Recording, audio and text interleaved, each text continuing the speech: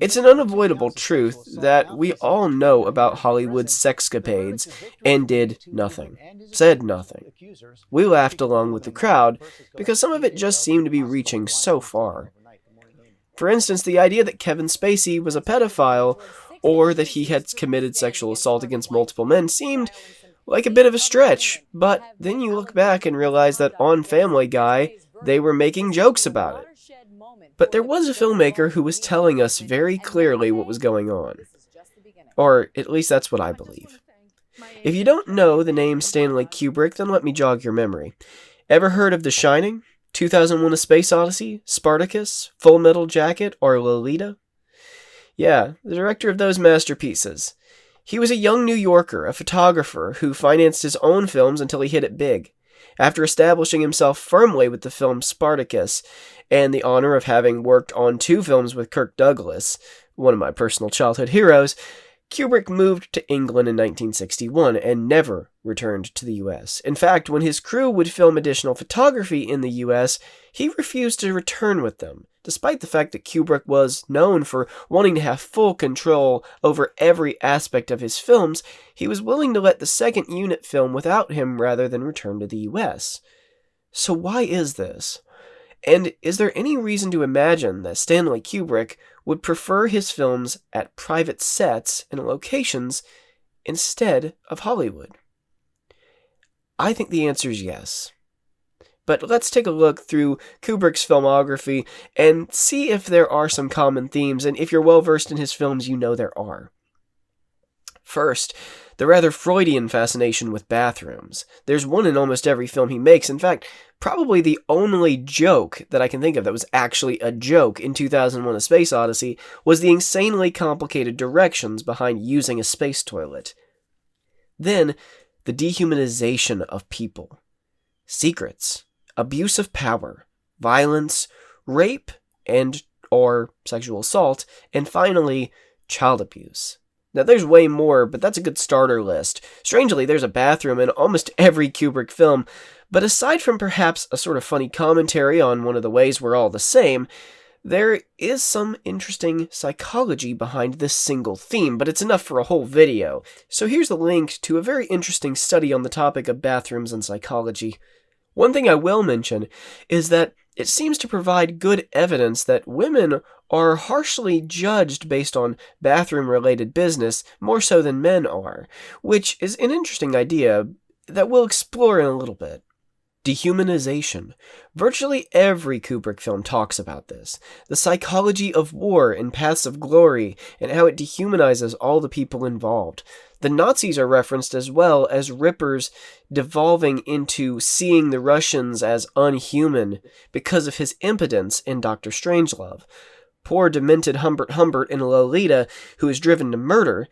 Dave becoming more emotionless and machine-like in order to survive, while Hal, the computer, becomes more human in 2001. Alex being stripped of his free will in A Clockwork Orange, the titular Barry Lyndon becoming less sympathetic as he loses his innocence one piece at a time, Jack going insane and trying to do the most inhuman things ever by killing his wife and children in The Shining, the Marines being turned into psychopaths after being good law-abiding citizens by their drill sergeant in Full Metal Jacket, and there's probably even more themes of dehumanization. Secrets and the abuse of power, which really go hand in hand. The Soviet government and Dr. Strangelove not only keeping necessary information from the US, which might have prevented a nuclear war altogether, but also hiring a former Nazi working secretly for the US government, which is based on real life, by the way, and Ripper overreaching his power to start a nuclear war.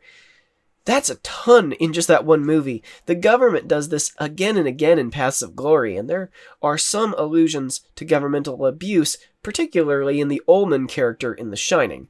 2001 shows that keeping the true intent of their mission from the crew causes Hal's logical computer mind to be in such conflict that the entire mission is lost. And this is ultimately due to governmental classification.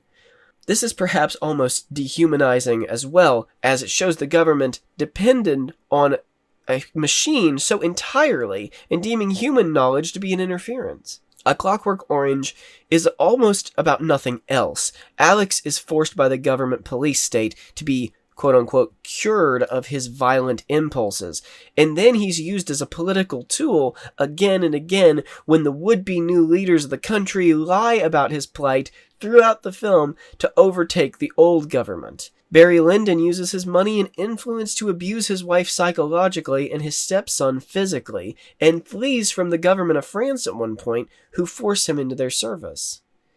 Full Metal Jacket, of course, is governmental abuse of its citizens by drafting them into a battle and then driving them to become sex-hungry killers. Of course, finally, there is rape and child abuse, which I'm going to kind of put together a little bit. It's sometimes harder to spot depending on the movie, but it's almost always there. In Spartacus, Gene Simmons' character is sent to quote-unquote entertain him, but he refuses to rape her. In Dr. Strangelove, we see the crippled, impotent Dr. Strangelove himself, who is only healed of his paralysis after stating the possibility of having multiple women to have sex with for breeding based on genetics and therefore presumably by force. Lolita, the entire story is about child abuse, with a middle-aged man, Humbert, fighting to keep an ongoing relationship with his 14-year-old stepdaughter, while another grown man fights for her affection as well. 2001 doesn't seem to have any overt sexual themes, if at all, so it is going to be stretched, but there is definitely a conversation to be had about superior or enlightened genetics being passed on through evolution, i.e. the next generation. Traditionally, if you look back through our evolution, it's very unlikely that the females of our species consented to every act with one of our primate ancestors.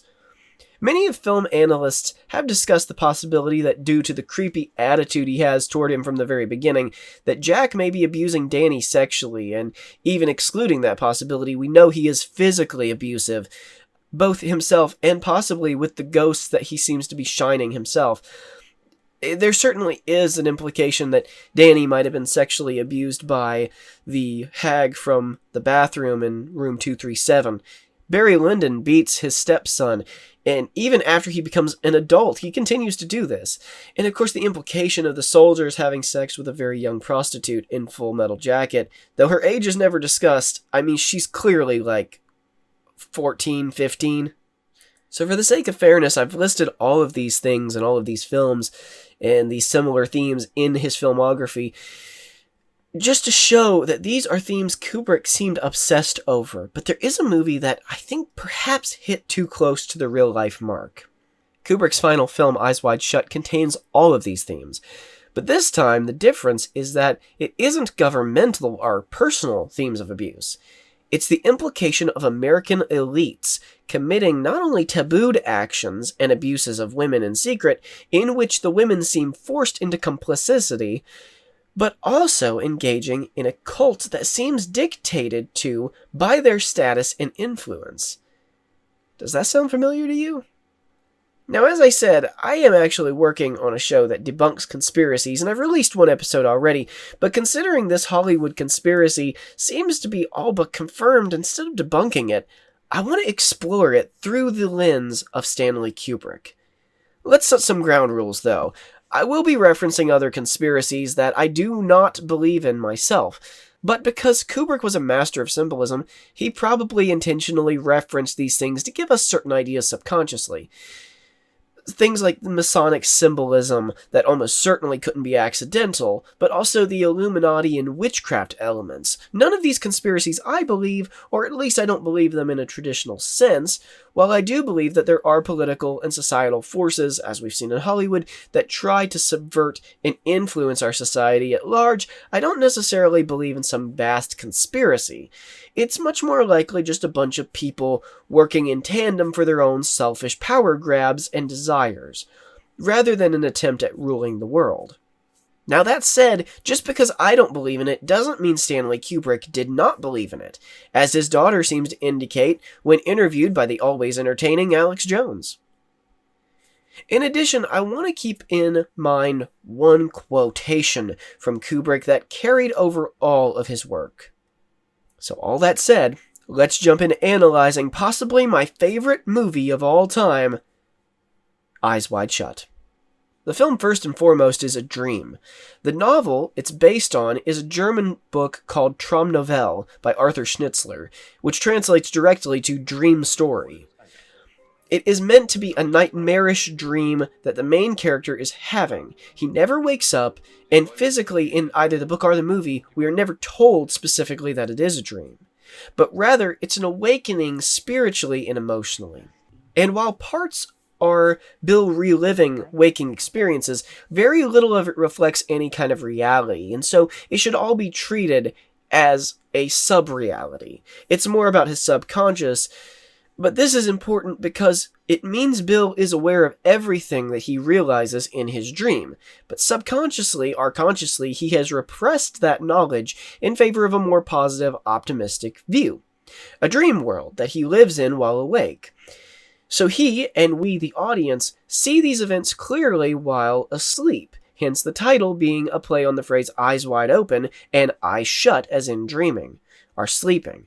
It may also indicate that we often pretend to be unaware of situations that we know damn well are going on, as if to say our eyes are open but we would rather shut out the unpleasant truth.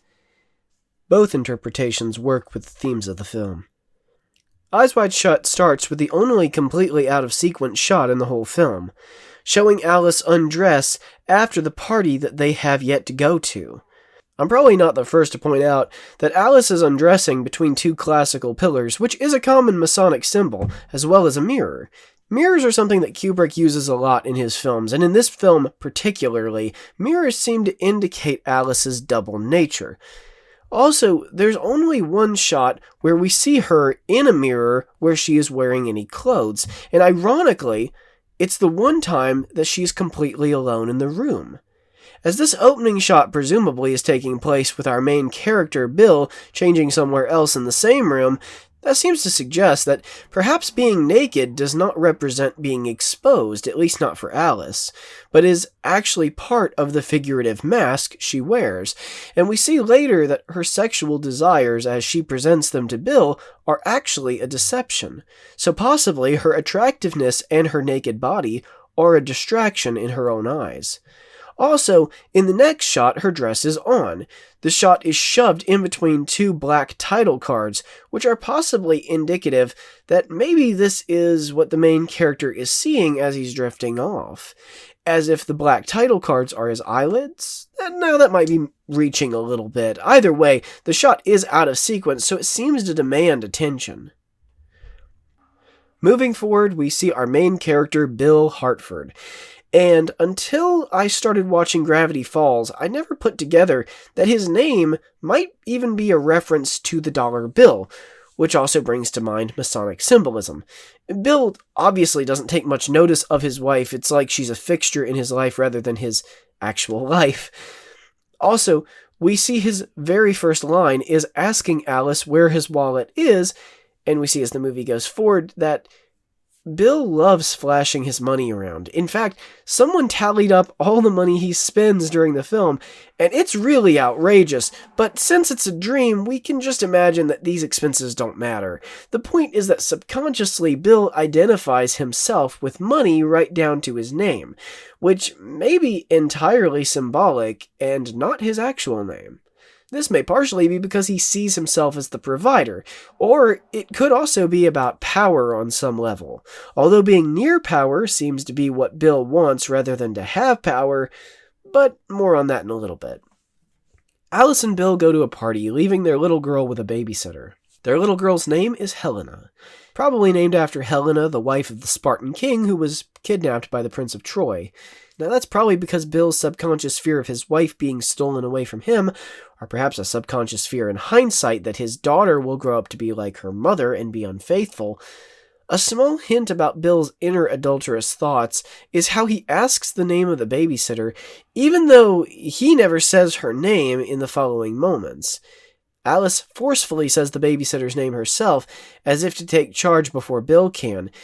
And then when he leaves, Bill waves both hands to both Roz the babysitter and his daughter, saying, "Good night, sweetheart."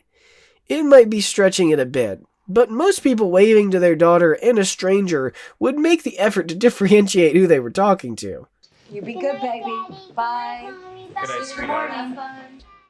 Alice and Bill arrive at the party of wealthy elites, and we see that Bill is the doctor for and good friend of Mr. Ziegler, played by Sidney Pollack, the man throwing the party. And no, I don't think his Jewish name is somehow part of a Zionist conspiracy, because Kubrick himself was a Jew, and the Zionist conspiracy is a little bit goofy even for this film. But the Jewish name may not be unintentional. A lot of Hollywood directors and producers do tend to have Jewish names, whether or not they're practicing Jews themselves. Ziegler is obviously imposing, and even though he seems kind, it's clear that Bill never feels on a level with him. His body language is very insecure every time they talk. He also makes a deliberate pass at Bill's wife, and Bill and Ziegler's wife just laugh it off, even though Alice is clearly uncomfortable with it. Notice that Ziegler's wife not only says that Ziegler compliments all the women he meets, she even laughs about it with no jealousy at all. Now this is important because it contrasts Alice's jealousy over Bill later on. Alice and Bill dance together a bit, and then Bill sees an old friend from medical school. He's a pianist, and he goes over to say hello, leaving Alice alone to get drunk, but only after saying this line. Do you know anyone here? Not a soul. Bill knowingly abandons his wife to a room of strangers. So Bill ends up talking to his old friend Nick Nightingale, and a nightingale sings at night. But they are also symbolic of freedom. In Romeo and Juliet, for instance, the nightingale is symbolic of the two staying together, but also the imminent danger of death. Fitting for this film, I think. Nightingale explains that he dropped out of medical school in favor of the independence of the musician's lifestyle, but after being seen talking to Bill, Nick is pulled away by somebody at the party. Then, Bill is confronted by two models, not just guests, but models. One model has met Bill before and mentions that it was at a photo shoot at Rockefeller Plaza, which is probably meant once again to drop a subconscious idea that we're dealing with a conspiracy, since the Rockefellers are at the center of multiple conspiracy theories. Though again, I'm not saying that Stanley Kubrick necessarily believed these theories, but that it may have been a tool to get the viewer to think in that direction. These two models begin seducing Bill and make it apparent that they want to have a threesome with him. Over on Alice's side, an older Hungarian man begins flirting with her. Alice is obviously somewhat drunk, but she seems to be acting drunker than she is.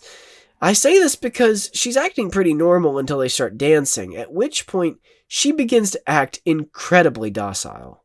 The Hungarian man, Sandor Szavast, possibly a reference to Anton Sandor LaVey, the founder of the Church of Satan, tries to seduce Alice. As they talk, he quotes Oscar Wilde's novel, The Picture of Dorian Gray. In The Picture of Dorian Gray, one of my favorite books, by the way, a young man seemingly sells his soul, though it's never entirely made clear, for the painting of him to grow old, while he stays forever young and handsome. The book is about art imitating life, and vice versa, but it's also a sort of morality tale about how the most beautiful people are sometimes horrendously ugly inside. And here's where we get our first hints that the film may be about Hollywood life. Beautiful people walking around doing horrendous things, having abominable philosophies, much like Lord Henry in The Picture of Dorian Gray, and yet being adored mostly because of their looks and the facades that they put on. There's a good reason that there is so much gratuitous nudity in films nowadays, and we also see a lot of gratuitous nudity in this film. It's called the halo effect, where we see someone beautiful and assume that they are a good person because of their looks. Hollywood often uses this, distracting you with the bodies of beautiful people so that their behavior seems acceptable, because after all, a good person's doing it, right? Remember that the reason people began liking gay couples wasn't because of policies. It was because we saw characters we liked, often beautiful people, who gained our trust immediately as being moral beings. And then we grew to love them through the course of a film or a sitcom, engaging in and arguing in favor of gay marriage. So policies had nothing to do with it until over half the nation had already accepted it. Changed people's minds was Will and Grace, was Modern Family, was watching people who were gay on television being, normal. They're struggling with the same issues that you're struggling with. They are human beings. Now, that's not saying anything against gay people, but it's a good example of how movies change our morality and how Hollywood may even be trying to do so. In the same way, Sandor is trying to shift Alice's morality, even arguing to her that marriage isn't meant for monogamy, and therefore cheating on her husband would be okay. This is the sort of classic subversion that Hollywood propaganda has been doing for decades. Saying, oh, well, yeah, marriage is great and all that, but you know why people originally got married. It was so that a woman could lose her virginity. That way she would be free to do what she wanted with other men, and nobody would ever know because she wasn't a virgin anymore. So it's subverting something good and wholesome into something evil, actually justifying an immoral behavior. That's an interesting moment because Alice is the only woman in the movie who is able to resist the societal programming that she's around and never indulges in any immoral behavior.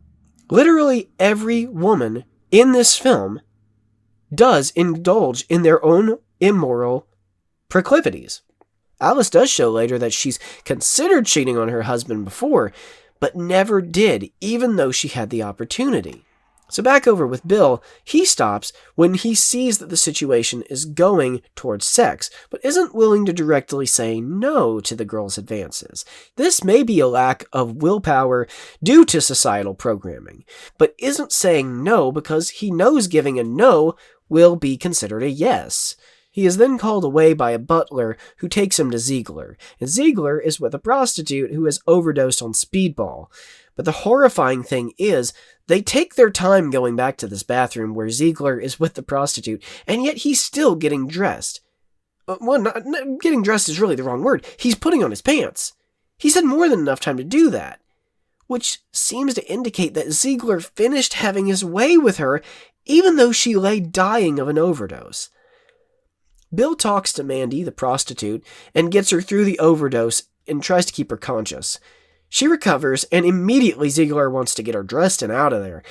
And even after Bill says she needs a few hours to recover first, he doesn't seem to like it. But then he does this. I can't thank you enough for this. You saved my ass. Oh, I know I don't have to mention this, but this is just between us. Okay? Now that's important. Let's keep that in mind for later. With that grip he has on Bill's arm, that sounds kind of threatening, doesn't it? But again, Bill is clearly insecure. So Bill and Alice go home, and they immediately have sex. This is what I was talking about with the theme of mirrors. She seems to be hiding something, and the fact that the song Baby Did a Bad, Bad Thing is playing in the background, it really seems to indicate that there's something very off about this, and that this entire situation, perhaps she's even still thinking about Sandor as she's being with her husband right now.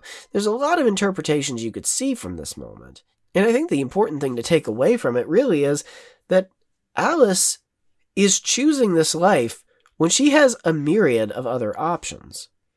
Later on the next day, the two smoke some pot, and Alice starts an argument because she's angry that Bill is never jealous of her, and she reveals that she considered cheating on him the previous year. Now, I want to pose a question that I've never actually heard asked before when it comes to this movie. Everybody just seems to take for granted that Alice is either lying and saying that she did less than she actually did, or she is actually telling exactly the truth, but I want to add one little caveat. Why couldn't she be lying about all of this? After all, she wants Bill to be jealous, so it's possible that she did just make up the story entirely. I bring this up because, while it's not a question many people ask, it is important to have the idea that this story may be hinting at the life of actors and Hollywood elites. When do you stop acting? Or do you ever stop acting? Either way, Alice claiming to have considered having an affair shatters Bill's entire worldview of Alice as a perfect, incorruptible woman, whether or not it actually happened. And to take away from the fact that this is also a dream. Maybe seeing Alice dancing at the party with another man triggered all this And maybe in real life she did not admit to any of this. Maybe all of this is in Bill's mind. Bill is almost immediately called away because one of his patients just died, and he wants to go and show his daughter some condolences. At the house, the daughter of his now dead patient, Marion, talks about her impending marriage and moving away to live with her husband-to-be. Suddenly, she kisses Bill and admits to being madly in love with him and preferring Bill to her fiancé. After meeting the fiancé, who seems threatened by Bill's presence, Bill leaves.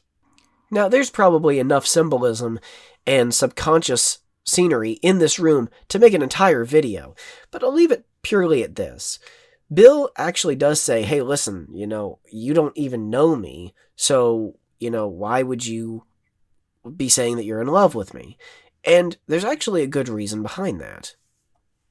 It seems that although Bill really does want to have sex with somebody else as revenge for his wife's brutal treatment of him, that he also doesn't want to do it in the wrong way.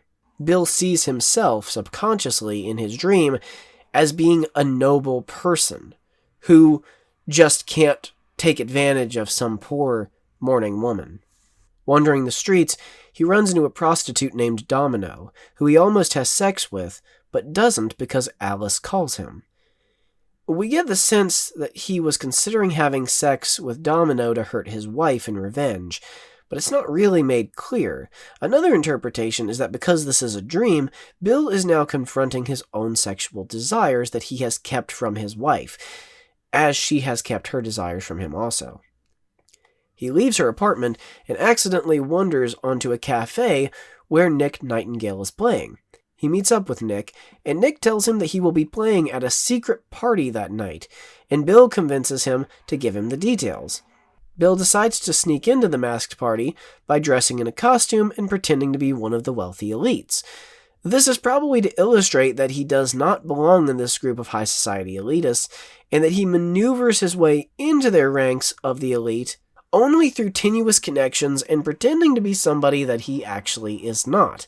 In addition, we hear that the password is the name Fidelio, Beethoven's only opera. That's important, but again, keep a pin in it, we'll come back to it. Bill goes to a costume shop and pays the owner extra for the inconvenience of the time of night. The owner of the store, Mr. Milich, gets Bill his costume, and he says this odd line. Looks like alive, huh? Yes. It's wonderful. Come. This could be another little jab at Hollywood actors, who are interchangeable mannequins that you put on a costume and position them and expect them to be perceived as reality. But it also fits in a subtler running theme of Kubrick's films, where people seem to be used interchangeably as furniture, but I kind of want to do a whole video on that, so that's all I'll say here. Either way, while he's there, this happens.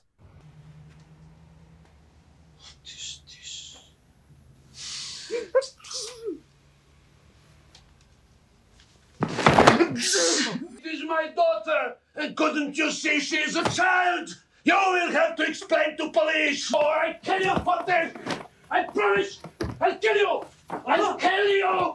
Hold on to that gun for me, please! Milich, this is preposterous. The young lady invited us.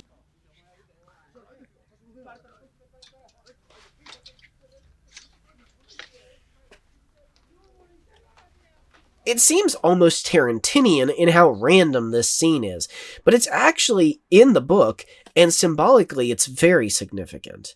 I can hardly be the first to point out that this young girl who is being molested by two older men probably represents the innocent but adventurous side of Bill that's seeking out its own ruin through sexual promiscuity.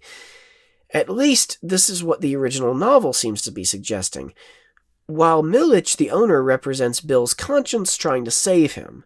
It could also be argued that things like Marion's husband coming in, Alice's phone call during the domino sequence, as well as this butler, are all Bill being saved by his conscience. In a symbolic sense, of course. But this one represents his conscience in a very special way. But once again, I'm just keeping track of all these threads. I promise we'll come back and address them all. And I'm doing it that way because the movie actually does this. It goes through all these things, and we're going to revisit every single one of these situations in the second half of the movie. And that's when I want to really get in depth. That's why I'm just kind of glossing over the first half of the movie, because all of it comes back in the second half. So Bill goes to the mansion where the party is being held. Upon getting there, he sees dozens of women and masked men having a satanic occult ritual which dissolves into a mass orgy. At the center is a leader in red, and all these women allow themselves to be ritualistically used for this big play-acted ceremony. This is obviously the beginning of a dreamlike retelling of the first scene at the party.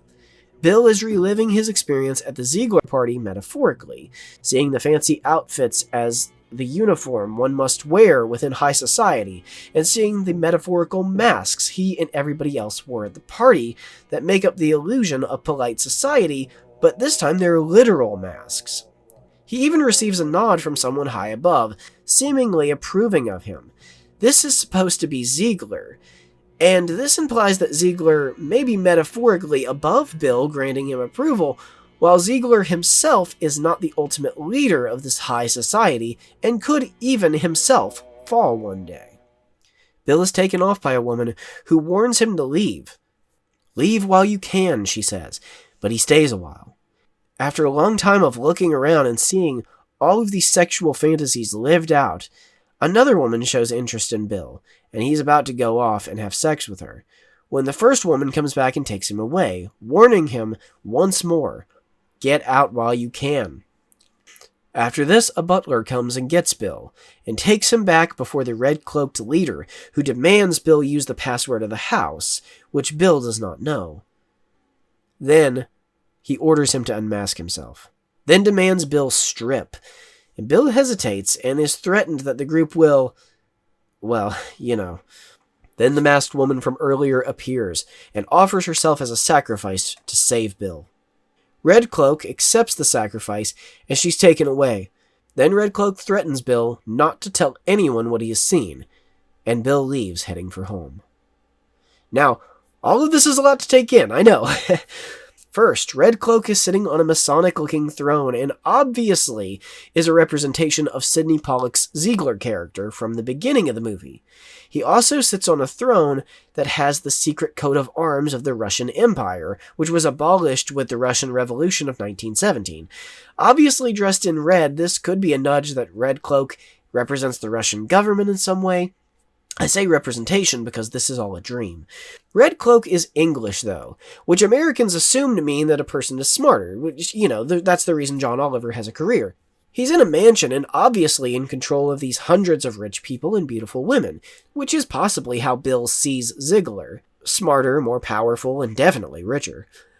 We also see Bill's perspective of the models in every woman at the ball, as well as every man. The men are faceless copies of each other, all identified by wealthy clothing, and though each mask has a different personality, they are all still facades, whereas the women all seem to have very, very similar masks with little deviation, which, of course, most of the women at the party earlier are wearing very, very tight dresses, sort of to show off their curves. And these two things really drive home the fallacy that Bill believed when he said, "Women don't. They basically just don't think like that." But as for the Red Cloak representing Ziegler, how does this all relate to Hollywood? Well, here we reach the point where it becomes much, much clearer. First off, the Russian connection. Now, thankfully, new media such as Call of Duty is now mainstreaming people like Yuri Bezmenov, who warned of Soviet infiltration of media as well as society at large. But I think that is probably where the Red Cloak Russia connection comes in.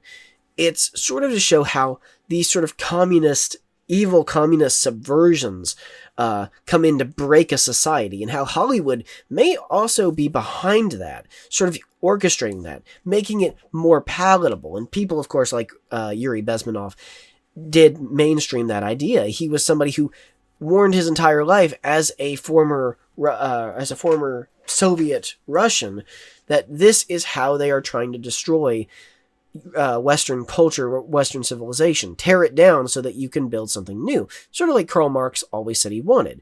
Tear down everything. What will you build in its place? Doesn't matter. The important thing is just to destroy everything. So I think that's where the Red Cloak Russia sort of connection comes in. Hollywood has been trying to subvert our morals for literally decades, and that's not some right-wing conspiracy. They openly admit that's what they want to do.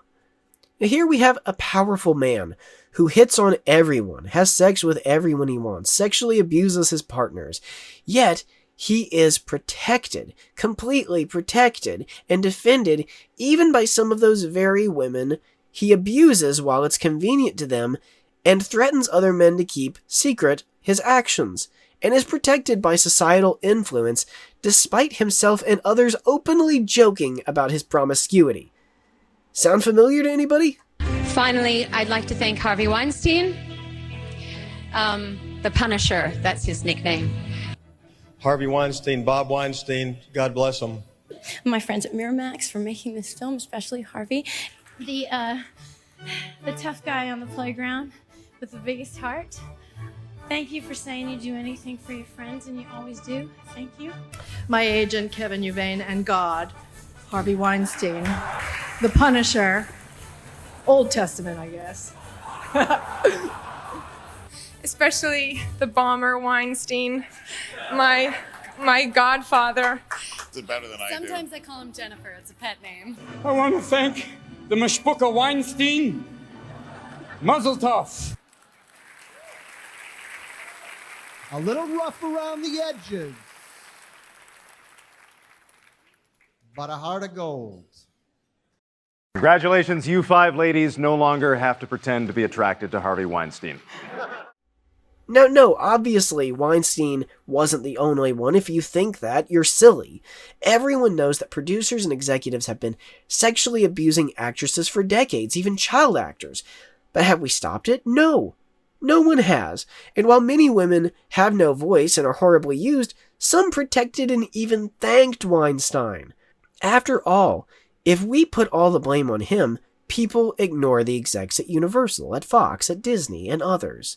We ignore the fact that reaching all the way back to Shirley Temple, who had a man expose herself to him and only got out of the situation because apparently she laughed at his dick, which, okay, Shirley Temple's kind of badass, but also we know that her mother was sexually abused in the same situation. For her daughter, on behalf of her daughter. So yes, of course, this is the plan. This was the plan with the whole Me Too thing anyway. We have to focus on Weinstein so that you ignore all of the other abuse, which is why people like Corey Feldman and Elijah Wood, who have been speaking out, by the way, Elijah Wood spoke out about it, immediately retracted it and said, I don't know what you're talking about, because of course he didn't want to end his career. But you never really hear about Elijah Wood anymore, do you? So when Corey Feldman and other actors speak up and say, pedophilia is rampant in Hollywood and they're trying to abuse children, of course, the media, who is all on the side of these people, and all of the executives at these places, such as Fox, Disney, Universal, they all say, oh, come on, your career's over. You've just accused people of stuff. You have no evidence, and they sweep it under the rug. Then, of course, they go and sexualize kids over and over again. Everybody's talking about cuties right now, but nobody said a word for like a decade, a solid decade, as dance moms sexualize children to an insane degree. If that Abby woman, I think is her name, if that bitch was a man, you know that he would be thought of as one of the creepiest people alive. But she can put 8-year-olds in slutty schoolgirl outfits and nobody says a word. Oh. Showing off your sexy little bod. Just hush him. There's a certain way to hold the fans, a certain way they bend. You can't have me. You can't afford me. It's crotch boobs. Same with those costumes. All I'm thinking is this is like Prostitutes the sequel.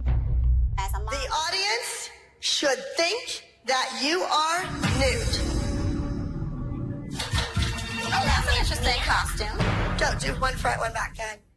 So now the majority of society, at least in America, accepts the idea that all these kids should be twerking and stuff like that. Which is why when Republicans finally start complaining about it with the movie Cuties, everybody goes, oh, guys, you're kind of overreacting. I mean, this is nothing we haven't been seeing for decades. It's because they're late to the party. They've missed out on their chance to even have a say on this. Because, of course, they didn't say anything about it back when it was relevant. And now the majority of people accept it. Remember Brooke Shields when she was like 10 years old? Posed in nude photos in Playboy. Oh, no, we're not trying to sexualize kids. Come on. But then former child actors speak out and say, oh yeah, pedophilia is rampant. It's all over the place. They get silenced, they get shut up, their careers are ended. The problem is they've gone so far over the top with specific people while ignoring others that most normal citizens are starting to wake up and realize something is terribly wrong with Hollywood and always has been. We've realized that simply stating Hollywood's corruption in movies and video games over the years hasn't actually changed what's going on. Corruption such as Meryl Streep sympathizing with a rapist. Yes, Roman Polanski. I'm very sorry that he's in jail. Goes for Roman Polanski, for the pianist.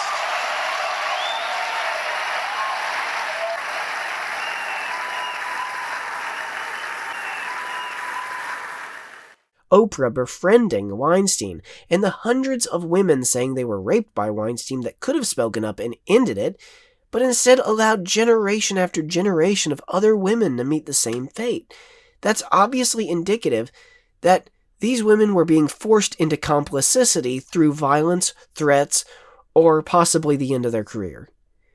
This is a dangerous, dangerous territory to tread, and I think Kubrick knew that. Remember how I told you that Kubrick left the country and would never have anything to do with Hollywood on a personal level? I think on some level or other, he understood the abuses that went on there and was happy staying away from it. And I must say, I really don't like living in Los Angeles. New York, I like New York, but it is not as good a place to work. The women at this party are forced to partake in the abuse of power, perhaps for their own gain of power, perhaps for other reasons. This woman knows that there are lines you don't cross if you are playing that game. And I think that this is the true secret of Eyes Wide Shut. It's not a movie. It's the reality of Hollywood. Remember I said we'd come back to the password Fidelio, the name of the Beethoven opera meaning fidelity. The original title, roughly translated into English, means The Triumph of Marital Love. It is the story of Leonore, who disguises herself as a prison guard named Fidelio to rescue her husband from being sentenced to death in a political prison. While very little in the story of Fidelio is similar, it does have similar themes, and therefore we can see Mandy's overdose leading Bill away from the models as sort of a sacrifice to save him from marital ruin, just as Mandy's later sacrifice saves Bill from being killed or even gang raped at the ball. It also brings to mind the central message of the film, the triumph of marital love over the temptations that both Bill and Alice face throughout the film. For instance, how she saves him with her phone call while he's with Domino.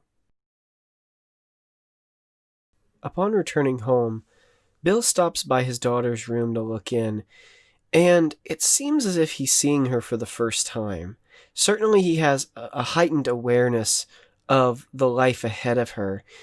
Now, this could be that perhaps he's realized because of the abuse of Milich's daughter, combined with the knowledge that his daughter could grow up to be abused by these same powerful men, that, her future really isn't guaranteed happiness, sunshine, rainbows, and lollipops. And maybe this is the first time that he's ever really truly realized that. Again, even the fact that her name is printed on the front of the door seems to suggest that he is super aware of her, perhaps more aware of her and the potential for her life than ever. He sees Alice has had a dream. She explains that she also symbolically relived the party. But while Bill saw the party as beautiful, mono-personality women and well-to-do men, Alice sees the room as suppressing loneliness, where they are naked. Bill goes to find their clothes, i.e. to find social acceptance in his friend Nick Nightingale, or possibly even to visit Ziegler to revive Mandy. but leaves her alone and scared. Then she is preyed upon by the same man she admitted to having a fantasy about earlier, which suggests that she sees him in every male temptation, or that anyone other than her husband is interchangeable, or possibly even that Sandor was a chance to make up for passing up the opportunity to cheat before. All of these are perfectly valid interpretations, and there's probably more interpretations. She has sex with him, and then multiple other men. In her dream, she is laughing at Bill, trying to hurt him, symbolically reliving her reaction to seeing how trusting he is of her. Her tears could be regret for an actual affair she had. It could be regret for the dream. It could be regret even that she told him. But it also, keep in mind, could be that she realizes the weight of the lie she told him if what she told him was not even true. Maybe she never even saw the sailor, never even imagined cheating on Bill. Maybe it was all a lie just to hurt him. All of these, again, perfectly valid. And now we begin to revisit everything from the first half of the movie. It seems as if the masked ball that Bill has been threatened at has taken the place of the first party scene. And now we are reliving the first half of the film in the cold light of day, with Alice's dream taking the place of the conversation that they had had where they argued. So the next day, Bill calls Marion, but her fiancé picks up the phone. This is another way that marital love protects Bill, but in this case, it's also protecting Marion from making a huge mistake that would ruin her true relationship. Too curious to stop himself, Bill decides to investigate the last night's events.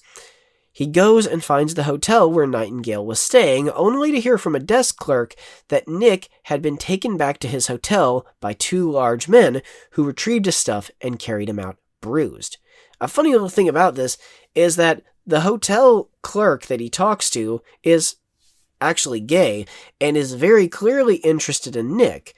Just an odd little thing to point out. Bill is also harassed on the street in the first half of the film by guys who call him gay. This could be an example of how Bill just uses his good looks to take advantage of people, whether or not he's interested in them. But it also could be sort of a reversal, where everybody in the first half of the movie was interested in him was a woman, but the cafe worker is not interested in him, and the desk clerk is not somebody Bill would be interested in himself. Bill returns his costume to Millich, and we see that Millich has allowed his daughter to continue and have her night with the two men. Now, Bill's obviously disturbed, and he asks how this could happen, to which Millich explains that he and the men came to an agreement. Then Millich does this. And by the way, if the good doctor himself should ever want anything again, anything at all, it needn't be a costume. Now, symbolically, we could see this a few ways. The first is if we accept Millich as Bill's conscience, and his daughter as Bill's adventurous, naive, innocent side, seeking its own ruin unknowingly, then we are seeing the dark side of what happens, or what could have happened, and what is happening, as Bill shapes his conscience to fit his desires, rather than shaping his desires to fit his conscience. Another interpretation, and more relevant to this video, is far more terrifying. We've seen generations of parents giving their children over to Hollywood and it destroying them. Remember that Barack Obama and Michelle Obama actually allowed their daughter to go off and work with Harvey Weinstein, who they said they knew personally. I'm speechless. I have nothing else I can add to that. Just the words by themselves explain how horrifying that is. Especially when all of Hollywood was saying it was an open secret. That's pretty damn scary. It's not a new phenomenon for parents to literally sell their children for movie contracts, for fame and fortune. Brooke Shields is the classic example of a parent selling her child's innocence away, but Judy Garland's another great example. I'm not sure that this isn't a representation of all this.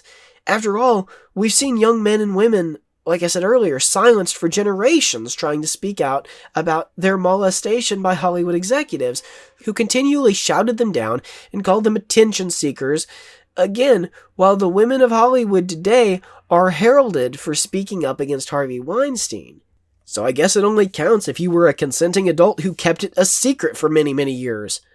Bill next returns to the mansion and receives a threat that he should stop investigating. After returning home that night, there's a great sneaky little bit of dialogue that's thrown in where Alice seems to be teaching Helena how to compare men based on the amount of money they make. Now, of course, this is sort of disguised as a math problem, but it's pretty clear what the implication is. And also, Bill listening to this triggers the reaction of remembering his wife's fantasies. And so, I mean, it's clearly this dialogue was chosen on purpose. So it's a really sneaky and really, really well done piece of dialogue. And then goes back to Domino's, only to find that she was diagnosed with AIDS, and according to her friend, she may not be coming back, implying that she's possibly gone off to commit suicide. Every stop that he made the previous night is revisited in some way, showing the horrific reality of what his hedonistic tendencies could have caused him. Had he slept with Domino, he may have contracted HIV. Had he given in to Marion, her fiancé may have found out, which could have led to complications in Bill and Alice's relationship. Had he been proactive in alerting the police, the two men at Millich's costume shop may have been arrested instead of buying off Millich and saved his daughter's innocence. And of course, the closest to home is Bill's interference into Nick's affairs, which may have led to his old friend's death. Bill leaves, realizing that he's being followed. He tries to lose the guy by going into a cafe, and as he sits to read the paper, he sees an article talking about the death of Mandy the prostitute. More on the contents of this article in a second, because the text is extremely interesting, but on the front page, we see words like, "lucky to be alive." Bill goes to the morgue and looks at Mandy's body, trying to see if it is definitely her, but he isn't sure.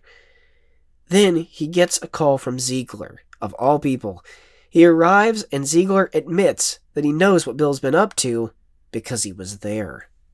Here we get our final reliving of the party sequence, or at least the bathroom sequence of the party sequence. Ziegler stands around a red pool table, tapping a cue ball in the same curious manner that Red Cloak tapped his staff on the red carpet. That's a visual cue that not only does Red Cloak represent Ziegler to some degree at least, but also that Ziegler is the leader, the one in charge here. As a side note, this subtle and extremely terrified performance may be one of the best in Tom Cruise's career. I bring this up because we can get a real sense that in being called out by Ziegler, Bill is scared, possibly more scared than he's ever been in his entire life. Now, the fear isn't certain because of an ambiguity of this entire situation. Perhaps he's afraid of losing his career in a literal sense because he's exposed to his friend in a high place that has allowed him access to high society.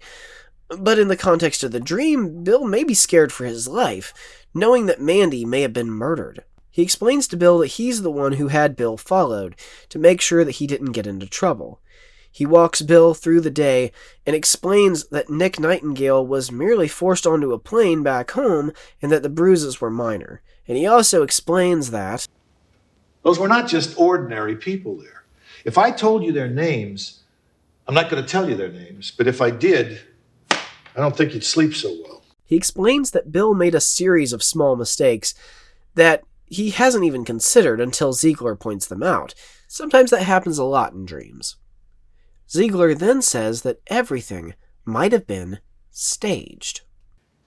The threats, the girl's warnings, her last-minute intervention. Suppose I said that all of that was staged to scare the living shit out of you, to keep you quiet about where you'd been and what you'd seen.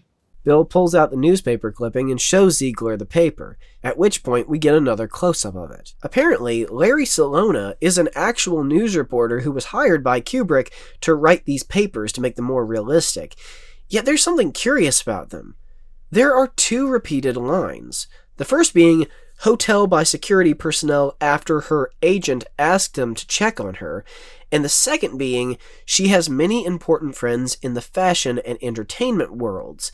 It even mentions her work with the designer Leon Vitali, who is not a fashion designer, but a real person. In fact, He was Kubrick's personal assistant in 2 Kubrick films, and not coincidentally, he was the actor who played Red Cloak. This had to be a very subtle tip to people who would analyze the film, that Red Cloak was employing Mandy and possibly forcing her into this ritualistic prostitution by possibly promising her a career advancement or even threatening the end of her career. Now, the first time, we miss a small piece of the article, but we see it on the second shot when Ziegler holds up the paper. Now, why do I bring that up? Because the additional part of the first column tells us what the police reported and what they found. Keep that in mind. Bill presses Ziegler, and Ziegler begins to talk more forcefully, telling Bill this. That whole play-acted, take-me, phony sacrifice that you've been jerking yourself off with had absolutely nothing to do with her real death. Nothing happened to her after you left that party that hadn't happened to her before. She got her brains out. Period. And the rest of it is right there in the paper. There was nothing suspicious. Her door was locked from the inside. The police are happy. End of the story. Notice something about that? The newspaper never said that the doors were locked from the inside. Now that could mean a few things, but the most likely is that Ziegler is in with the police in the city, which would mean any accusations being made against him would be impossible. Remember that the newspaper says that 2 men brought her, giggling, back to the hotel, probably the same 2 men who ushered Nightingale out of town, or at least possibly. Now, if she died of an overdose, and the last place she was seen was at the Ziegler party, then it's possible they would have needed to pay off the police to keep Ziegler's name out of all of it. Now we get the main conflict of the film reflected in the red and blue color scheme evenly dividing Bill's character. Remember what Ziegler said. What if I told you it was all staged? This is the main conflict.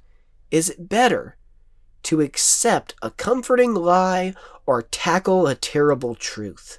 This is why I bring up the very important question, was Alice lying or telling the truth? This is something a lot of guys can sympathize with. When you've had an unfaithfulness, it's easier to accept that maybe you were not the ideal husband and your wife is saying all this just to hurt your feelings, just because she wanted to shock you bad enough into being a better husband. That's easier to accept. She's lying to hurt him. That's easy, and you can move past it. But if she actually cheated, or if what she said was true, then that means they have to really tackle the issue of fidelity before they can be happy again.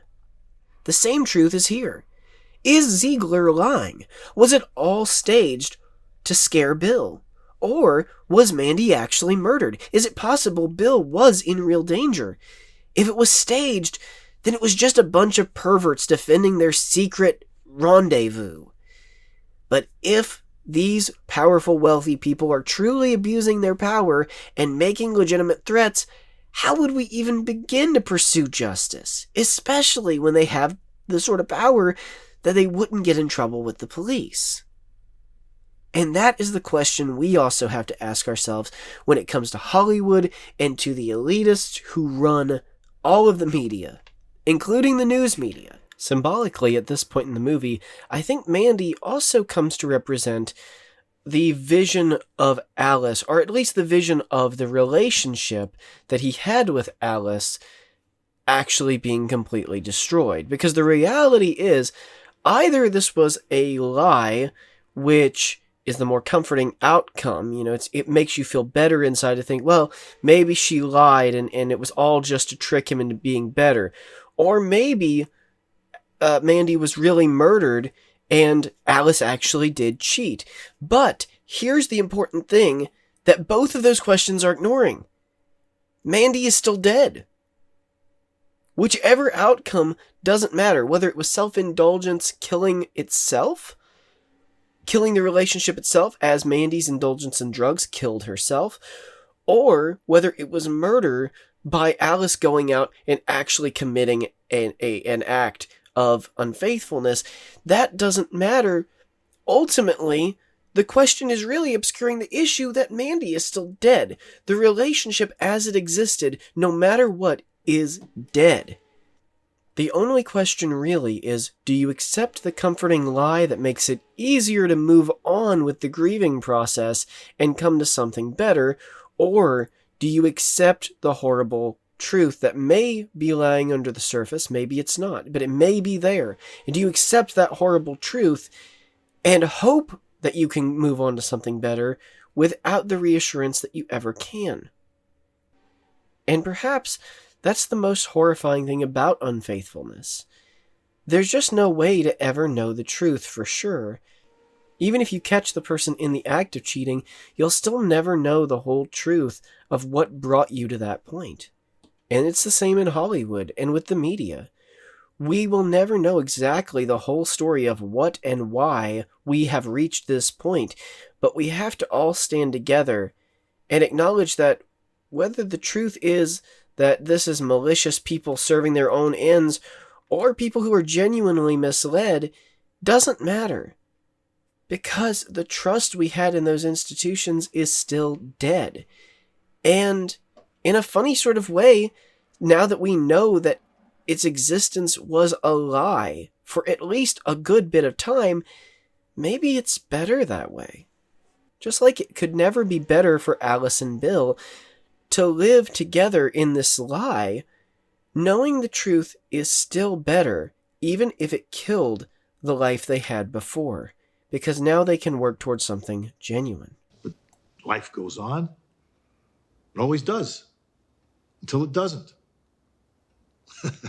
But you know that, don't you? So Bill returns home, and he finds his mask from the party laying on his bed. He cracks and breaks into sobs, telling Alice, "I'll tell you everything." There's a few interpretations here. Alice could have laid the mask out as a way of confronting Bill, or maybe it was placed there by a member of the secret society to show Bill that they can access his home, which would suggest he's not safe anywhere, as a sort of final warning after his discussion with Ziegler. Both of these, however, I think are kind of unlikely. I believe that this is the final realization of Bill's dream. The realization that the man who has been sleeping in this bed is a sham, a mask that he put on when his wife is with him. Hence, why it's in their bed, their marriage bed. Bill does tell Alice everything, although exactly what he tells her is kept from the audience. This leaves it open whether or not he was talking about his dream, or his real-life experiences, or his fantasies that he has had. It's a private moment, and even the audience has no right to intrude on it. We simply come in at the end of the conversation. After a moment of acceptance and silence between the two, Alice says that she's promised their little girl, Helena, that they would take her Christmas shopping today. Now, that seems to me like sort of a saying, hey, listen, there's something bigger than us, more important than us, and that's our daughter. And whatever we're going through right now, she has needs and wants and desires, and we need to fill those before we can even start addressing ours. And that's something that Hollywood seems to completely miss out on. Remember that the divorce rate in actual American culture has never been 50%. The only place that marriage to divorce ratio is 50% is Hollywood, and that's the way it's always been. The divorce rate among average citizens, at least in America, is very low. But in Hollywood, they just leave each other. They just divorce. Who cares about the kids? Which seems to be the general attitude in Hollywood. Who cares about the kids? And now that we see them in waking life, the dream has ended. We see them in waking lives, and they're both wearing normal clothes. They're not dressed up glamorously like Hollywood movie stars. Now we see the focus of real life people who look at their kids and say, okay, you know what? Whatever problems we have, who cares? We got to take care of our kid, because that's the human we both love. And it's not uncommon for people to stay together just for the continued growth and health of their children, because children do need both parents. Scientifically, that's a fact. So they take Helena shopping for Christmas through a toy store, and for the first time we see Bill, as I said, dressed in normal clothes. For the rest of the film, he's dressed in a tuxedo, he's dressed in a three-piece suit, flashing his money around. Alice, it's the same way. She's dressed beautifully, like a model. But in this scene just before Alice's confession, are the only exceptions where they're dressed like normal humans. This is probably the real Bill Harford. The suits and outfits are all just his self-perception, and his perception of his wife, showing how much value he places on everything in his real life, but in reality he's just a normal guy with some connections. In the final scene, Bill and Alice agree that they are awake, and they will try to remain awake. Obviously, on the surface, that's meant that they are awake to each other and to each other's needs and feelings. However, underneath, because we don't know exactly what Bill has told her, this is also maybe an awakening to what's going on around them. For instance, the rampant child abuse that he witnessed, the rampant abuse of women that he witnessed. Many more conspiracy-minded people may say it's an awakening to the Illuminati or the controlling forces of the world, but I think it's more subtle than that. I think it's an awareness to the abuses of power and an awakening to the people in control of Hollywood.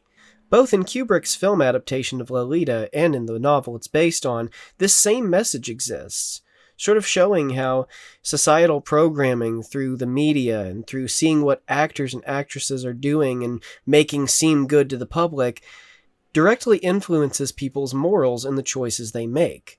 So I don't think it's a stretch to say that this could be Alice and Bill becoming aware of this, and perhaps also choosing a better life for their daughter, who is curiously absent in this scene. She just kind of wanders off in the toy store, and we don't see her again for the rest of the film.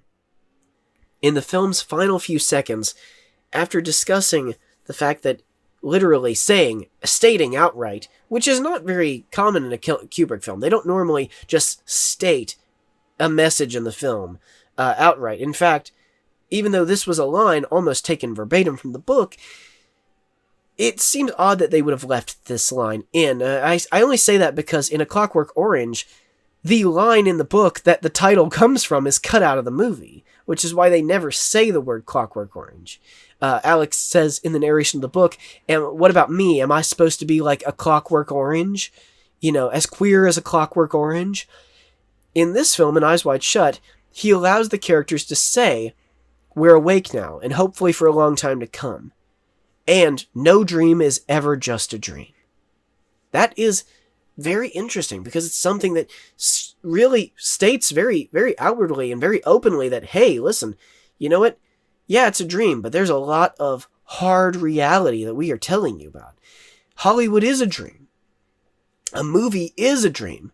But this is telling you something about real life. And I think Kubrick wanted to draw attention to that. When Alice says, "But we are awake now, and hopefully for a long time to come." And Bill says, "Forever." Another running theme in Kubrick films is people repeating the words forever. He says forever. She says forever.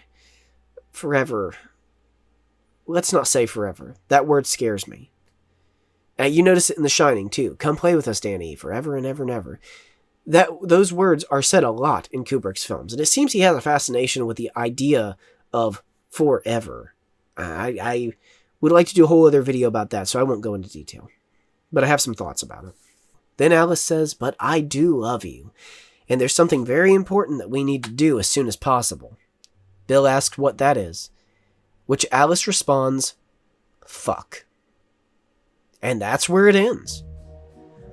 So even at the end, it seems to imply that, now that they have reconciled a lot of their mental differences, they need to get back to some regular reality. It also highlights the importance of sex in marriage, but I think it does something else.